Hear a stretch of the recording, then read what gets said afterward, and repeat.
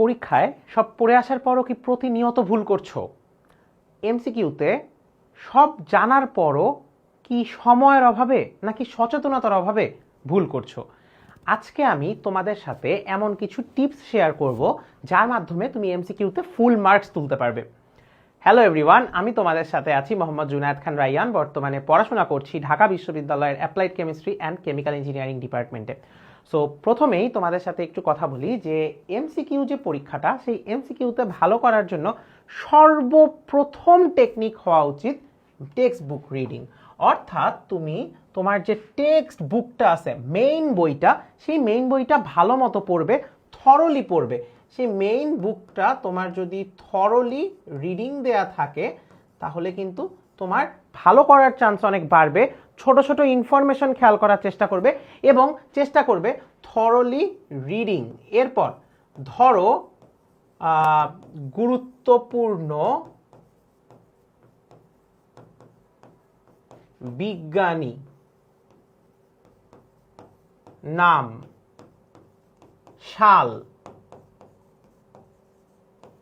Points অর্থাৎ important কোনো points থাকলে ইত্যাদি, এই জিনিসগুলো ভালো মতো পড়ার চেষ্টা করবে। এই জিনিসগুলো ভালো মতো পড়লে কি হবে, তুমি ছোট ছোট ইনফরমেশন মিস করবে না এবং ছোট ছোট ইনফরমেশন মিক্স না করার কারণে তুমি খুবই সহজে দেখবা যে এমসিকিউতে একটা ভালো মার্ক তুলতে পারতেছো এবং ছোট ছোট অপশন যেগুলো তোমার মিস চলে যাচ্ছিল ওই পয়েন্টগুলো তোমার এখন আর মিস যাবে না। সো বই দাগিয়ে দাগিয়ে পড়ো। প্রথমবার যখন পড়বা থরলি রিডিং দেওয়ার সময় এই মেইন কি পয়েন্টগুলো সুন্দর করে দাগানোর চেষ্টা করবে, ঠিক আছে? আচ্ছা, এরপর চলে আসে যেটা অ্যাকচুয়ালি পুরো বাংলা মেথড, সত্যি কথা যেটা বাংলা মেথড, এলিমিনেশন মেথড।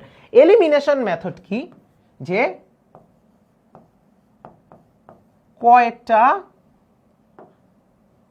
কয়টা বললে ভুল হবে, কোন অপশনটা, কোন অপশন হবেই না তা ডিসাইড করা। যে কোন অপশনটা তোমার একদম পরীক্ষায় লাগবেই না, তুমি একদম শিওর যে এটা হবেই না ওই কোশ্চেনের উত্তর, ওইটা ডিসাইড করবা। এখন এখানে মজার ব্যাপার একটু শেয়ার করি যে ধরো তুমি 4টা অ্যান্সার থাকলে তোমার 25% চান্স থাকে। তুমি যদি একটাকে এলিমিনেট করে দিতে পারো, তোমার 3টার মধ্যে তুমি একটা জানো যে 4টার মধ্যে একটা উত্তর হবে না, তার মানে বাকি 3টা থেকে উত্তর হবে। তার মানে তোমার ঠিক করার চান্স 33.33%। আরো মজার ব্যাপার হলো তুমি যদি 2টা জানো যে এই 2টা উত্তর হবে না, ধরো ক আর গ, এই 2টার মধ্যে একটা উত্তর হবে, তোমার কিন্তু 50% চান্স আছে। তখন কিন্তু প্রবাবিলিটির হিসাবে তুমি যদি দাগাও, তোমার ভুল করার চান্স যেমন 50%, তোমার ঠিক করার চান্সও কিন্তু 50%।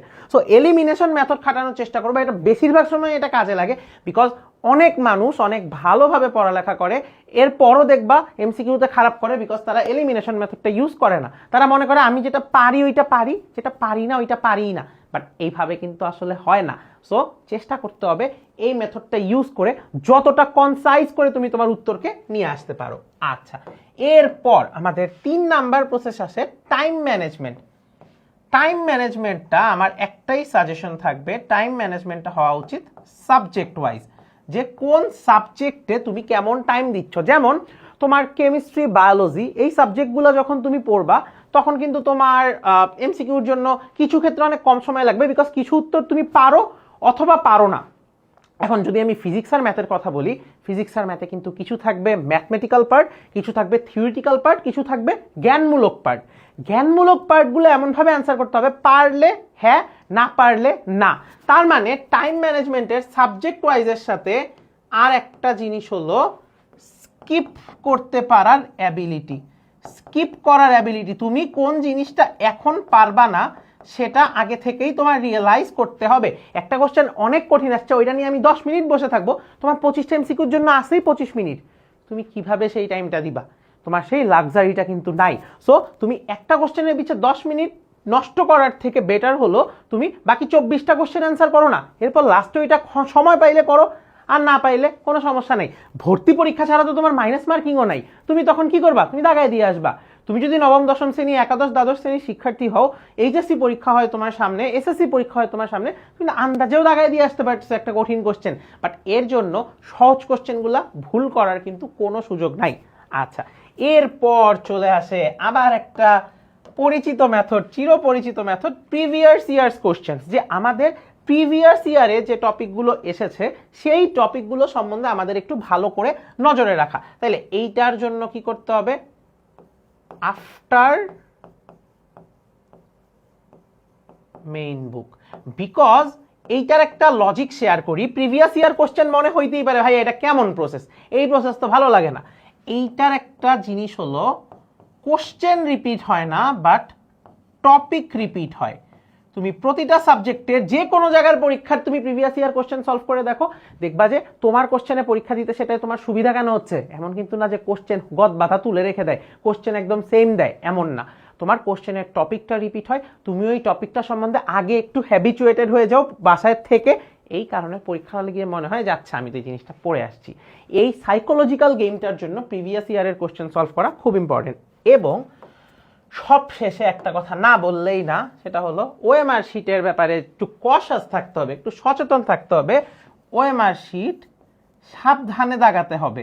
অনেক মানুষ অনেক ভালো পরীক্ষা দিয়েও পরীক্ষায় ফেল আসতে পারে যদি তুমি ওএমআর শিট ঠিক মতো না দাগাও।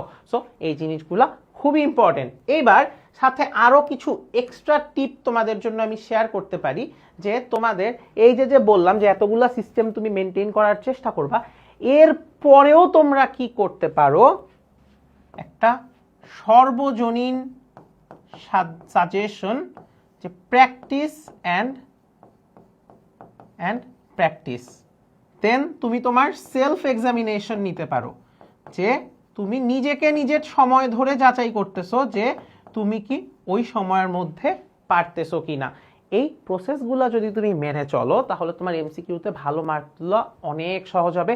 এবং তুমি এই নিয়মগুলো যত তাড়াতাড়ি আয়ত্ত করবে তত তাড়াতাড়ি তোমার জন্য জিনিসটা সুবিধার হবে এবং তুমি খুব আরামে এমসিকিউতে ভালো মার্ক তুলতে পারবে। সো এই নিয়মগুলো মেনে চলার চেষ্টা করো।